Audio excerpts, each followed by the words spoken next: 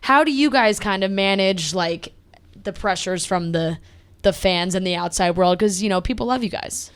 Yeah, I mean, I think it's always great to be loved, you know, but at the end of the day, we are in a relationship with each other, right? And so all that noise and all that drama doesn't really matter. I mean, obviously it can affect people, especially if it's negative, but we get really good at swipe and delete. Like, I've learned that just like... Yeah, in the DMs, you're just like, I don't even want to look at this anymore. I mean, it's either that or I laugh out loud. I mean, some of the shit is so funny. Like, you just have to appreciate it, so... Yeah. Good. Well, that's good, because I'm sure there's definitely some crazy messages and things that you guys get, but oh no, there was some shit with my mom, like first of all, my mom I forgot about that. Yes, your mom unfollowed Tayshia.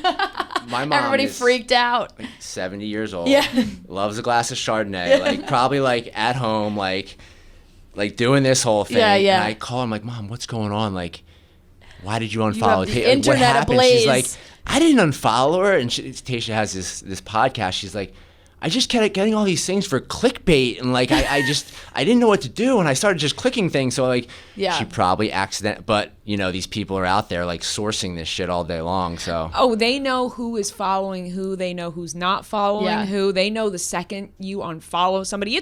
It's honestly wild the things that they can detect. Right. But you just got to. They said something about Caitlyn not following you or following you and then not following you. And then Caitlyn was like, "Well, I never followed him to begin with." Ooh, well, she probably will now. Well, yeah, that I thought was funny. Like she, you know, it was like a social media like. Well, I went to check to see if Zac followed me, and he didn't, so I didn't follow him. Fair enough. Valid. I do that with people. Yeah. How was it during the filming of the show? Because you mentioned you didn't sign yourself up for this, but you were going in head first. Yeah. Did you know the whole time that you and Tayshia kind of had a special connection, or is it something you figured out more towards the end? Well, I can start.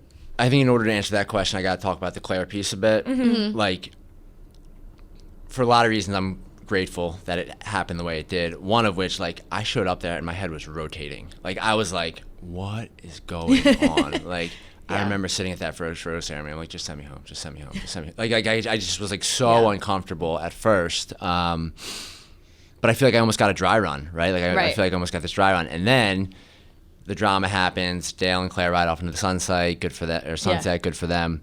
And Tayshia walks in. I'm like, okay, we're live. Yeah. You know, like, okay, it's on. You know, and so I know that first night, you know, we connected a little bit, like by the fountain, and then since then, I mean, like we like from that moment forward, I should say we always had a nice connection. The one-on-one, like where I was able to get real about, you know, some of my history and the Ferris wheel and that kind of stuff was when it really, I think, took off for me. So yeah. And I think that conversation is something that everyone really appreciated. I know that we talked about it after and we were like, this is honestly great, because a lot of the conversations that were had on the Claire/Tayshia season were things that were never discussed on the show before, or maybe brushed upon but not discussed in depth.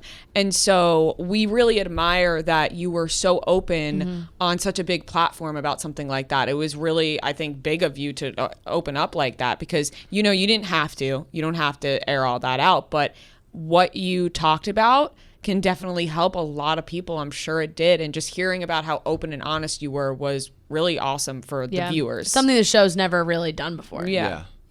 No, I appreciate that. And I mean, just for even for you guys, I'm sure at your age, like, you're starting to see some friends kind of like go down these like kind of weird road, and like maybe they have an issue, maybe they don't, you know. And for me, like, I'm at a point in my life where I'm not ashamed of it. It's actually, I'm very proud of it, you know. And like, if people want to judge me for that shit, fine, but my life is incredible to like, it's next level, right? And I get to do all the shit that I used to do hammered, and I wake up feeling great, you know, like that's the way I see it. So I appreciate you saying that, obviously. Yeah, and that's a really positive outlook to have on it. Yeah. And I will say, like, you know, to your point, the guys, I think one of the things that gets lost in this whole thing is it takes balls to like go out and like do, like, so all the guys that showed up there and like, and Tayshia and Claire and like all the people, you know, it's I think it's glorified to a certain degree, but it takes a certain type of individual to really go on TV and like put yourself out there like that. And I think we had a really good group, and Tayshia was kind of able to hold that space for some of those conversations. I know, like with Ben and Ivan, and some of that shit was real. So yeah, do you think like you guys kind of being an older cast made a big difference, because there's been so many seasons where like the median age is like 23, 24, and you didn't see these kinds of conversations happening. I mean, I would put it back on you guys. Like, you watched the show, right? Like, I would ask you, like, if you felt that coming through. I think so. I thought that the age really made a huge difference. Right. Yeah, I think that was the general conversation that we took away from the whole season, because obviously more mature guys. Yeah, we talked about that, and obviously it was a crazy season. It was all over the place. We were like, oh, even as viewers, I mean, it was crazier for you guys, but as viewers, we were like, what is happening? A new Bachelorette? But we love Tayshia, so we were so excited about that. But the whole thing that we took away was like, okay, was this the most explosive ending? No. Was it the craziest thing?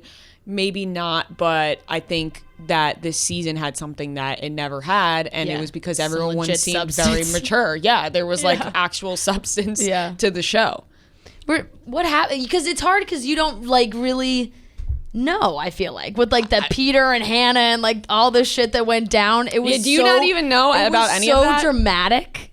Nah. Yeah, I don't even know what you guys are talking about. Like, there's shit that like I walked through that I didn't know. Like, apparently, like, 2 dudes usually show up to this proposal at the end. Like, what? Like, and like one is sent home. Like, I'm going into that thing like I'm the guy, right? Like, I'm the dude. Like, that's in my head. Like, this is locked up. And I remember talking to Chris Harris. He's like, how do you feel? I'm like, I feel like I'm exactly where I'm supposed to be. What do you talk? Let's do this. Like. And then you were like, there's a chance she says no. Yeah, what the fuck? Imagine that. You would have been like, then why the fuck did they send me here? You're like, why am I here? I thought this was it. Yeah. You're probably better off not knowing a lot, honestly. It probably worked out in your favor. And honestly, I bet, is Tayshia happy that you don't really know much about it? Yeah, I think that was attractive to her naturally, right? Yeah. Because it separates now being off the show. It separates your relationship from the show if you're not so involved with the franchise itself. Grounding a little bit. Yeah, I mean, look, I have a lot of love for those people, no doubt. Like, they've definitely, and I shared this with some of the producers, like, they've definitely come under fire for some shit that, like, some of it very, like, warrant, and, like, that's why you see change, and that's how we get to, like, a better place or whatever it is. But, like, I did this crazy run like 2-3 weeks ago in the city here, where like it was just like a grassroots thing. We were gonna raise some money, and like that shit wouldn't have happened without like this platform that I've been given as a result of these people like working on this show. So there's some good that comes out of it, and Yeah. I don't know. Well, I think that, and to not to just, like keep complimenting you, but it's a good way to like use the platform in a positive way. Because I think that a lot of people assume that the younger kids that go on, sometimes it is, for those Instagram followers and for the, they want their own podcast or they want their own show or whatever it is. And it always kind of seemed like people didn't get those vibes from you, which I feel like is why you stood out a lot also. And seeing now like what you're doing, like with the run, one of he's not here anymore, but Bailey Carlin ran with you guys. Yeah. So it's really cool to see, and I feel like you've been able to use your platform to talk about, release recovery and all these things that you have going on.